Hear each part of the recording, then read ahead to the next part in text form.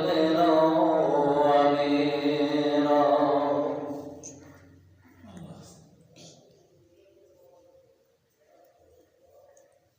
إن الله وملائكته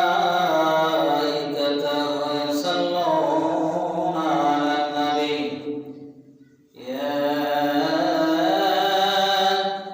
أيها الذين آمنوا صلوا عليه وسلموا تسليما.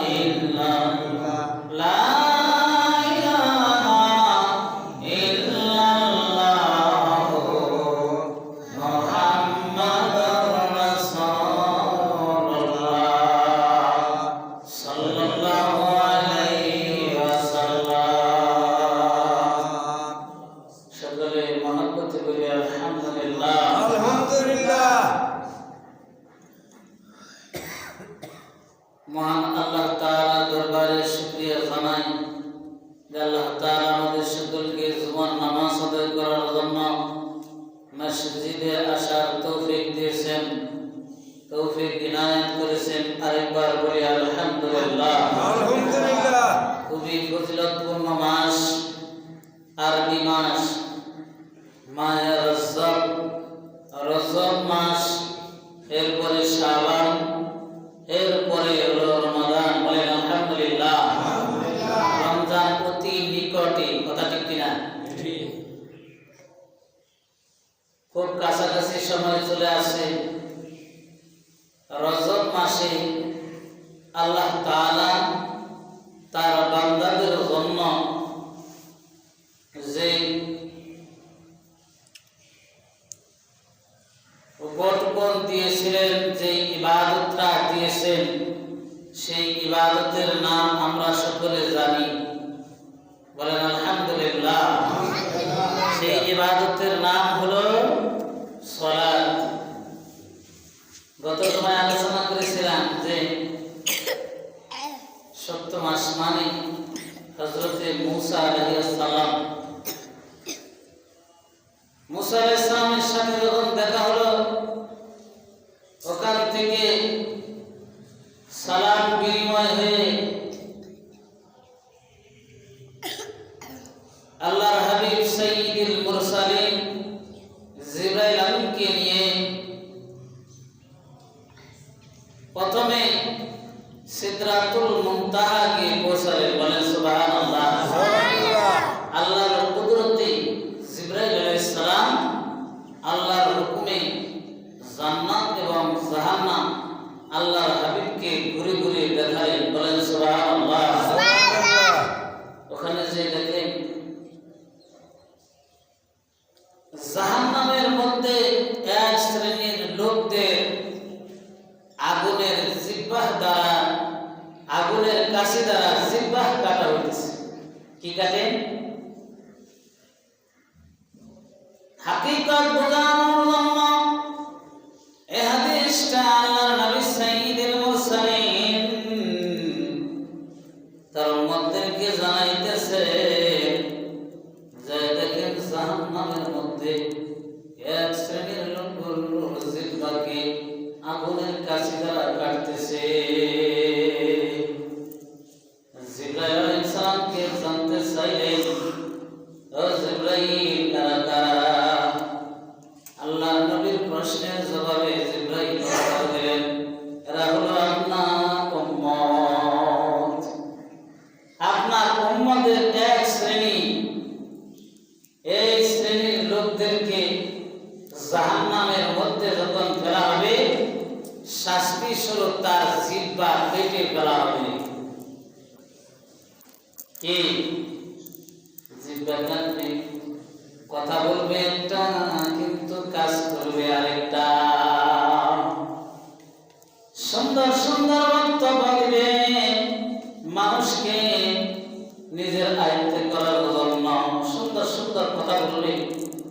Meeting মিছিলে সভা সমাবেশে সুন্দর সুন্দর বক্তব্য দিবে, মানুষকে বোঝাবে, কিন্তু সে কাজ করবে তার উল্টাটা।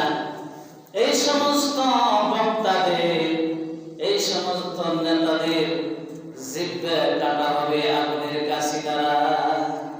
বলেন নাউজুবিল্লাহ। নাউজুবিল্লাহ। আসেনি এরকম নেতা আমাদের দেশে? আসেনি? আছে। হুজুর তো আছে, আসেনি? আসেনি? নেতা মানে হুজুর, হুজুর মানে নেতা। প্রত্যেকের ক্ষেত্রে এটা ব্যবহার করতে পারেন।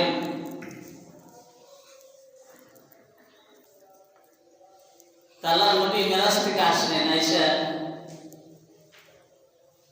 সাহাবাদেরকে বলতেছেন, আমি আজকে রাতের মধ্যে আল্লাহর দিদারে গিয়েছিলাম। বলেন সুবহানাল্লাহ। সুবহানাল্লাহ।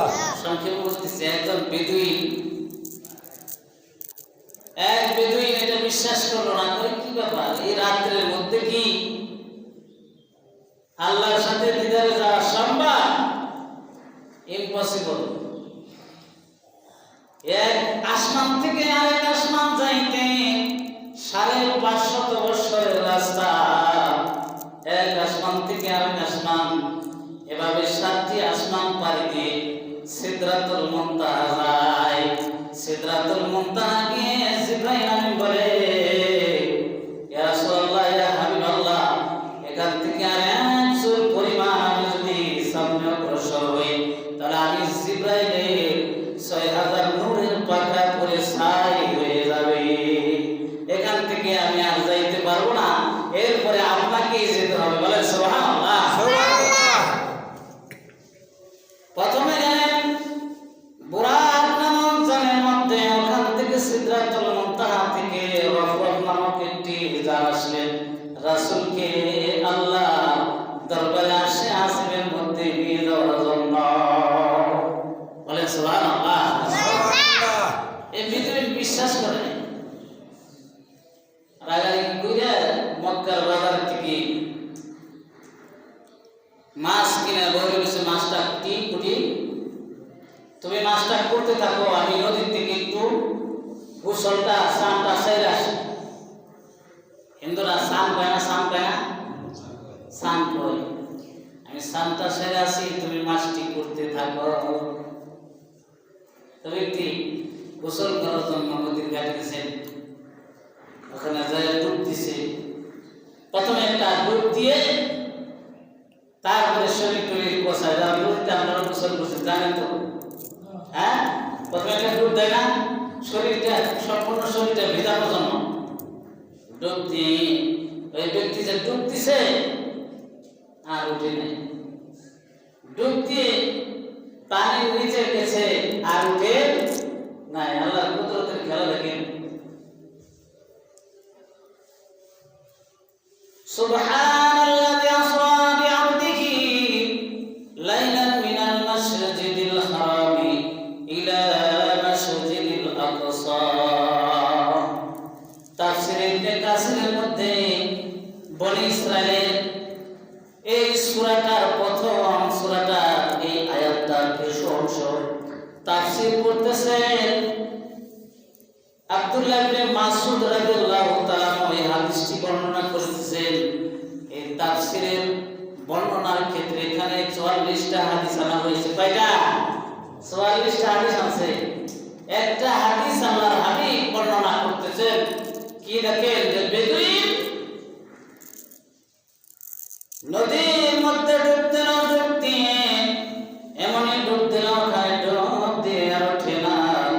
ওখান থেকে ডুবতে দেখে সে কি জগতে চলে গেছে, ওই জগতে গেছে, ওই জগতে যায় ওই জগতের বাদশা হয়ে গেছে, বাদশা হয়েছে, ওখানে বিবাহ শাদী করেছে, তারপরে কিছু সন্তান সন্ততিও হয়েছে। দেখতে দেখতে 27 বছর কেটে গেছে। 27 থেকে আরো কিছু বেশি বছর, আনুমানিক 27 বছর কেটে গেছে। বলে সুবহানাল্লাহ। এক যুগে সংসার করলো, বিয়ে শাদী করলো, সন্তান সন্ততি হলো, ঘর সংসার করলো, ডুব দিয়ে আবার উঠে গেছে। বলে সুবহানাল্লাহ। এইটা গোসল শেষ, বাড়িতে গেছে, যাই দেখি বউ মাছ করতেছে। কি করতেছে? মাছ করতেছে। মাছটি কোটার জন্য দিয়ে গেছিল, যে মাছটি কোটার জন্য দিয়ে গেছিল সেই মাছটি করতেছে মাত্র অর্ধেক মাছ কোটা হয়েছে। বলে সুবহানাল্লাহ। কিভাবে আপনি এখনো মাছ করবেন? এখানে আপনি তো সবে মাত্র মাছটা দিয়ে গেলেন, এই মাত্র আপনি মাছটা দিয়ে গেলেন, আমার কোটার তো একটু সময় লাগবে। তাহলে কি কও আমি তো কয়েক বছর কাটিয়ে এসেছি, আমার মনে হয় নদীর মধ্যে একটা ডুব দিলাম, ওখানে গিয়ে দেখি আমি কি জগতে চলে গেছি। বলে সুবহানাল্লাহ। দৌড়ে আল্লাহর হাবিবের দরবারে গেলাম, ইয়া রাসূলুল্লাহ, ইয়া হাবিবাল্লাহ, ইয়া রাহমাতুল লিল আলামিন, আমার বোঝার বাকি নাই, আমি একটু যদি এত বছর কাটাইতে পারি, এসে দেখি আমার বিবি মাছ এখনো করতে আছে, তাহলে আমার বিশ্বাস হওয়ার বাকি নাই আপনি রাসূল অল্প সময়ের মধ্যে আল্লাহ আরশ থেকে ঘুরে এসেছেন, মেরাজ করেছে। বলেন সুবহানাল্লাহ।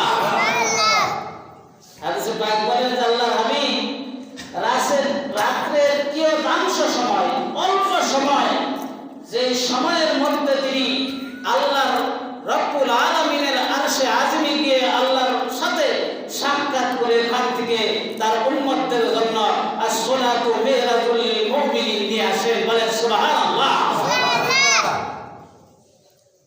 আল্লাহ বান্দার জন্য, তার বান্দাদের জন্য আল্লাহর হাবিবের কাছে উপকরণ দিয়ে দিলেন, সেটা হলো নামাজ। কয় রাকাত? 50 রাকাত। কয় রাকাত? 50 রাকাত নামাজ দিয়ে দিলেন। 70 আসনে আসবেন। আসার পর হযরত মুসা আলাইহিস সালামের সাথে দেখা হয়ে গেল।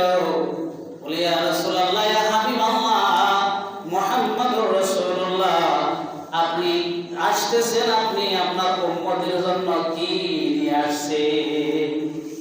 কি নিয়ে আসছেন?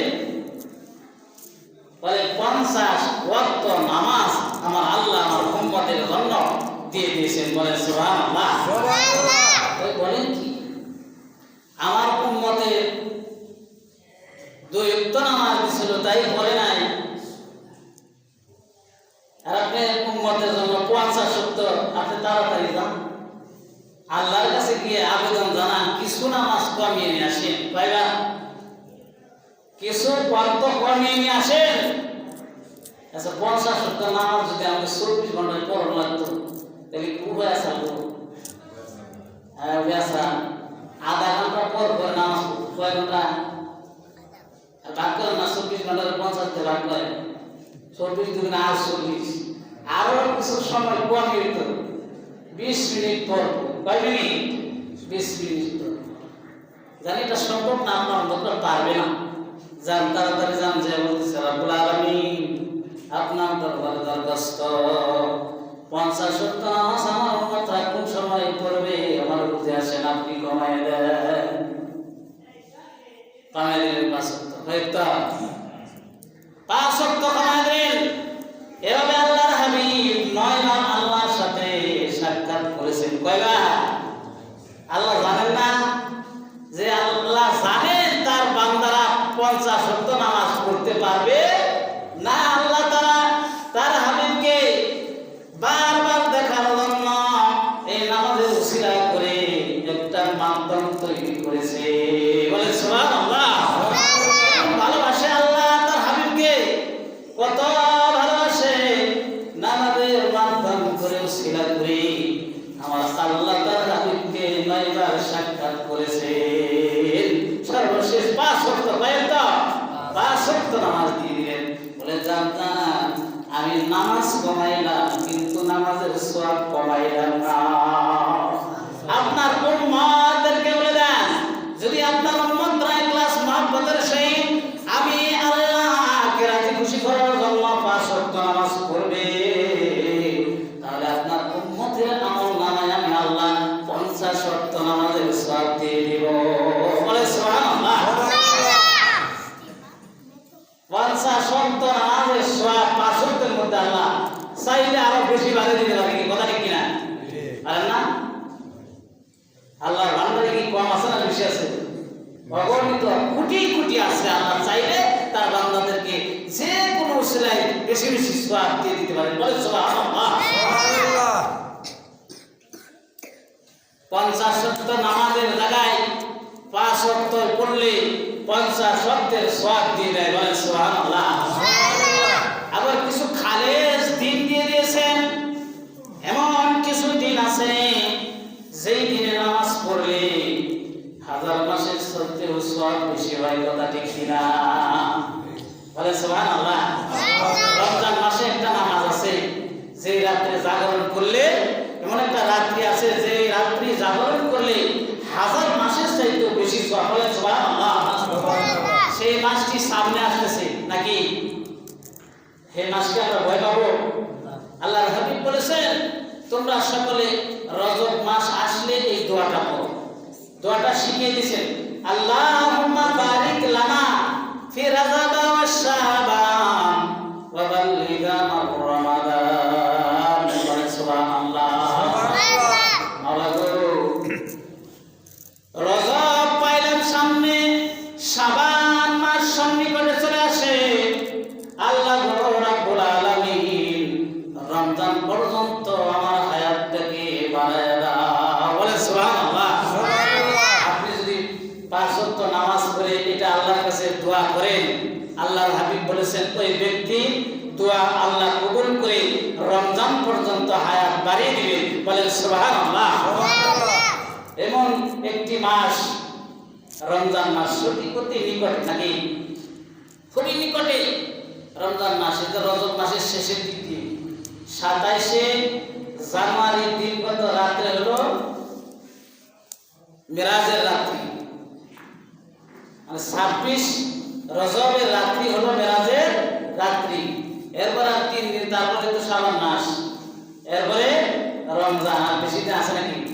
নাই, সব কাছে নিকটে। নিয়ত করেন যে আল্লাহ তাআলা রাব্বুল আলামিন, জানি না কোন সময় মৃত্যু হয়ে যাবে, তুমি জানো। আমার হায়াত রমজান পর্যন্ত আছে কিনা জানি না, রমজান পর্যন্ত আমার হায়াত বাড়িয়ে দাও, আমি যেন রমজানের রোজাগুলো রাখতে পারি। বলে সুবহানাল্লাহ। আল্লাহর হাবিব নিষ্পাপ ছিলেন। রাসূল সাল্লাল্লাহু আলাইহি ওয়াসাল্লাম কি ছিলেন? নিষ্পাপ। তার আমল নামায় কোনো পাপ আছে না? কোনো পাপ নাই, শুধু নেকি নেকি নেকি। কিন্তু উম্মতদেরকে শেখানোর জন্য, উম্মতের মুক্তির জন্য এই ব্যবস্থা করে দিয়েছে। বলেন সুবহানাল্লাহ।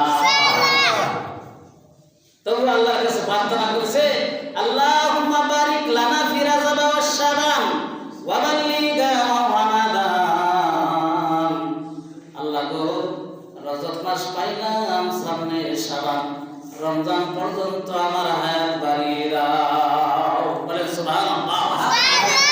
আমাদের সকলকে রমজান পর্যন্ত হায়াত বাড়িয়ে দিক। বলেন সকলে আমিন। রমজানের নিয়ত করে এখন থেকে আমরা নিয়ত করব প্রতিটা রোজা যেন ইখলাস মহব্বতের সহিত পালন করতে পারি। আর যে রজব মাসে যে উপটকনটা আমাদের জন্য নিয়ে আসছেন আল্লাহর হাবিব আসমান থেকে, সেটা কি? আগে বলেছি কি নিয়ে আসে?